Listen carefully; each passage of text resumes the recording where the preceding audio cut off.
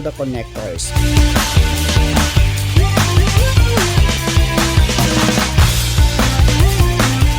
Type C to Type C and USB to Type C. So all of these items are included in the box, kaya wag na wag mong iwawala itong mga box mo na to kasi dito mo ilalagay lahat sila pagkatapos mo gamitin. And of course, we have a manual. So nandiyan nakasulat ang step by step na gagawin natin how to operate the gimbal.